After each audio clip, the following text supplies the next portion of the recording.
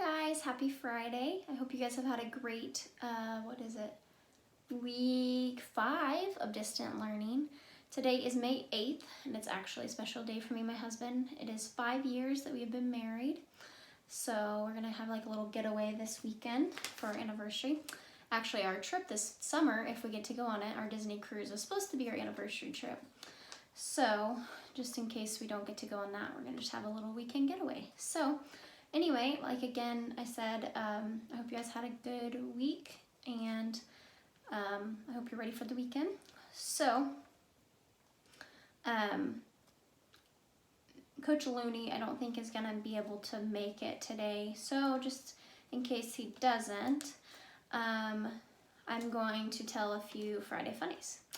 So this one's my all-time favorite. You guys probably have heard it, and you know that I like it. It's a Star Wars one. Why was Yoda a good gardener? He had a green thumb. Why are fish so smart? Because they live in schools. What day of the week are most twins born? Tuesday. And my last one. What did the big flower say to the little flower? Hi, bud. So those are my Friday funnies. Sorry for the recording. And today is Friday, May 8th. And so you're going to make a video of yourself reading your favorite picture book. Send the video to a family member who also loves that story. If you would like to send it to me, that'd be great. Math, flip a coin 10 times. How many times does your coin land on heads? How many times does your coin land on tails? And that's called probability. So how much of it, so if it lands on heads 5 times, so it'd be 5 out of 10 times that it lands on heads. Science, social studies. Choose your favorite ocean animal. Create a PowerPoint, Google slide, or a poster to share lots of facts about the animal. I really like that one. That one sounds like fun. You guys should send me pictures of that if you do it. List at least, well, you should do it. So, but if you want to send me a picture, you can. List at least 10 words that have a prefix. So un, miss, dis, re, pre, m. So like impossible, pre-test. We've talked about those a lot. List at least 10 words that have a suffix. So ed, ing, like studying, studied. Remember how it changes to present to past. Create a music game. Your family can help. Be creative, have fun, and save it for the next week. So I'm guessing you're going to do something with that game next week because it says to save it. So that's your learning menu for today, Friday. And we are on chapter 7. We're getting pretty close. Like I said, I don't think we'll probably finish this, but we might. I doubt it though. So you may have to finish it on your own this summer, or maybe next year you can check it out. Chapter 7, The Mermaid's Lagoon. The next day, Peter measured hollow tree for Wendy, John, and Michael. They would need their own trees to enter and leave the underground home. Soon they were able to go up and down like buckets in a well. The underground home was a marvelous place. It was one giant room during the day. The floor was anything you wanted to make it. The Lost Boys and Michael and John used it for play. There were mushrooms to sit on and a crackling fire, and if you wanted, you could dig a hole in the floor and go fishing. Wendy was much too busy, of course, because she was the mother and did not have time for such things. She had to cook and clean, and at night, she mended everyone's socks. There was just one bed for the boys, who slept side by side like sardines in a can. Michael slept in a hanging basket because he was the baby. Tinkerbell lived in a little room of her own that she closed at night with a curtain. As time passed, Wendy and her brothers thought less and less about their mother and father. Sometimes Michael believed Wendy was his real mother. Wendy was not too concerned because she was sure her parents had left a window open so she and John and Michael could fly home when the time came.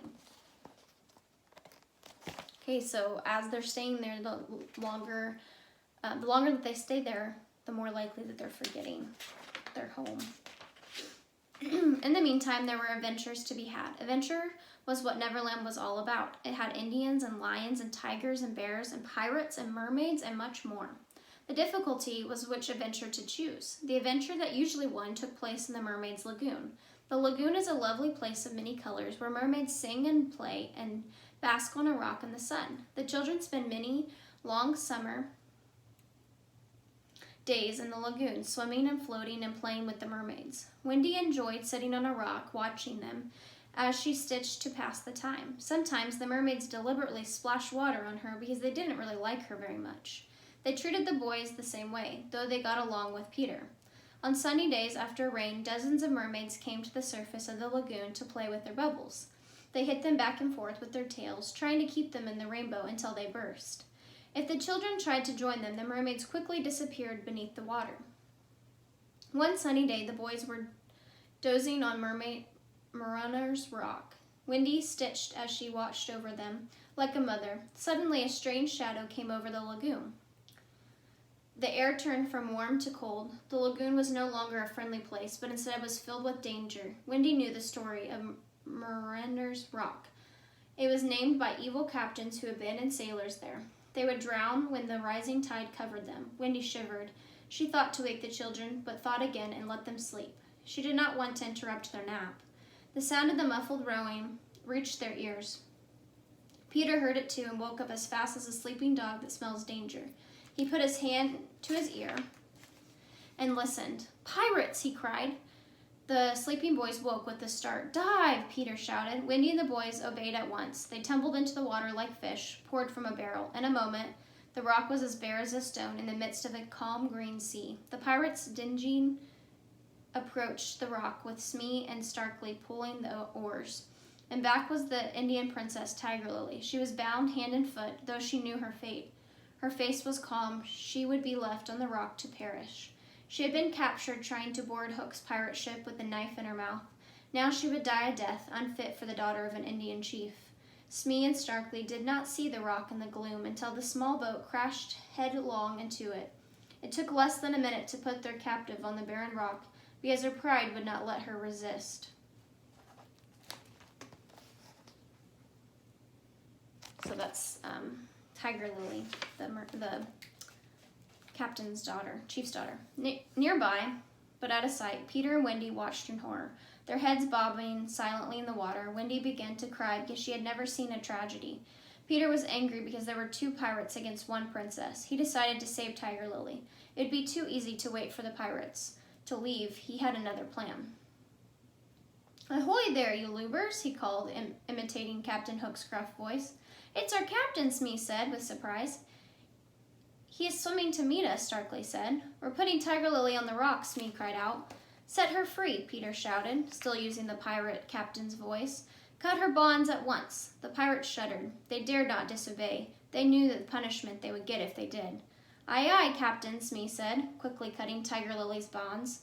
She slipped straight into the water like an eel. Wendy was delighted with Peter's cleverness. Before he could say a word, Hook's voice boomed again over the water, but this time it was not Peter. It was Hook himself. He was swimming toward the pirates. As he climbed aboard, the glow of the pirate's lantern lit his face. Wendy shuddered at the sight of his evil face. Hook seated himself at the back of the tiny craft with a heavy sigh. "Is something wrong, Captain?" Smee asked. "The game is up," Hook groaned. "The lost boys have found a mother." The pirates groaned too. "Oh, evil day," Starkly moaned. Wendy was filled with pride. She knew the pirates meant her. "What's a mother?" Smee asked. "He doesn't know," Wendy gasped. At once she knew that simple Smee would be her favorite pirate, if ever there could be such a thing. Peter quickly pulled her under the water before she could say more.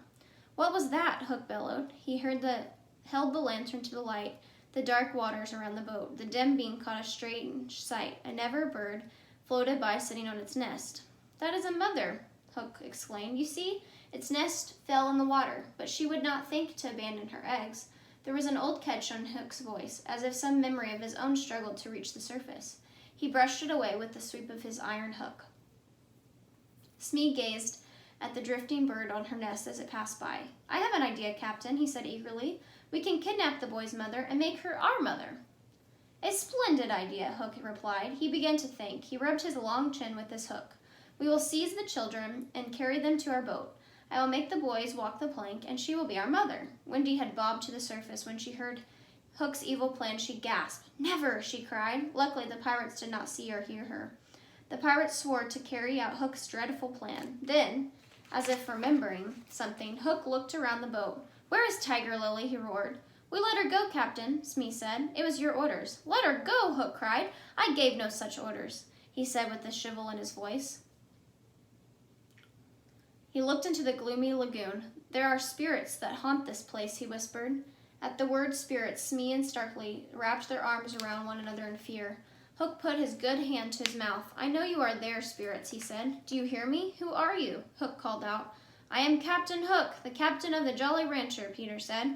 Hook shook his head in disbelief. I am Captain Hook, he said. No, Peter said with a grin. I am Hook, and you are a codfish. That's silly. Smee and Starkly glanced at one another. Could it be that they were commanded by a codfish, they wondered? Hook worried that he would lose his authority over his men. He shouted into the darkness again. Do you have another game? He asked, hoping to trick the strange voice into revealing his identity. Yes, Peter said, but you must guess it. The pirates put their heads together, but came up with nothing. We give up, Hook shouted. I am Peter Pan, Peter shouted gleefully. Now we have him, Hook said, once more in full command of his men. After him, men, he ordered. The pirates drew their swords. Peter cupped his hands into his mouth. Come fight them, boys, he called, and from all over the lagoon came the voices of the boys, each saying, Aye, aye. The pirates and the boys met in a fierce battle. John was in the midst of the battle. Brandishly a cutlass he tore from a pirate's grasp. The battle was short. Hook held off the circle of the attacking boys with his glistening iron hook. They banged away, fearing for their lives. But Peter was not afraid to meet Hook. He climbed atop the rock as the hook joined him from the opposite side. Peter snatched a knife from Hook's belt. He was ready to use it when he saw that he was higher in the rock than Hook. Since that made an unfair fight, Peter put his hand to help Hook to the top. At that moment, Hook struck. He clawed Peter twice with his hook. Peter fell, stunned by the blows, but even more so by Hook's dishonesty. Hook leaped into the water with the other pirates. They swam for their lives in the direction of the Jolly Roger. Right behind them was the crocodile with his silver sharp teeth. The boys looked everywhere for Peter and Wendy, but both had vanished. They got into the pirates and rowed away home. They got into the pirates' boat and rowed away home. Their shouts of Peter and Wendy went unanswered except for the mocking laughter of the mermaids. The boys weren't too worried. They were sure Peter and Wendy were swimming or flying home. They hurried so they wouldn't be late for bed. Soon after the ship was gone, two feeble cries drifted over the lagoon. Help! Help! Peter and Wendy lay on top of the rock. Peter was wounded and Wendy was tired and weak. A mermaid tried to pull Wendy into the water, but Peter pulled her back to safety. We have to get off the rock, Peter said. The tide is rising. Soon we will be covered. I am too tired to swim or to fly, Wendy said weakly. And I don't have the strength to carry both of us, Peter moaned. Then we will drown, Wendy said. They put their hands over their eyes to shut out the horrible thought. Something touched Peter's cheek. He opened his eyes. A kite hovered over the rock. Its long tail had brushed Peter's face. Michael's kite, Peter exclaimed. He lost it the other day, but here it is. He pulled the kite towards him. We shall use it to carry us home. Wendy shook her head sadly. It can't carry two, she said. Michael and Curly already tried. Then it will take you to safety, Peter said. He tied Wendy to the kite and pushed her off the rock. She was pulled into the air and was soon out of sight. Peter was alone. The rising water tapped at his toes, ready to claim him. Far off, the mermaids sang their doleful song to the moon. Peter stood. He was afraid. Then a faint smile crossed his lips, and he heard a drum beating within him. It was saying, to die will be an awfully big adventure, which is one of the most famous quotes. So we are on chapter 8. We're getting pretty close to being done, actually. So maybe we will finish it in time. So you guys have a wonderful weekend, and I will see you guys next week.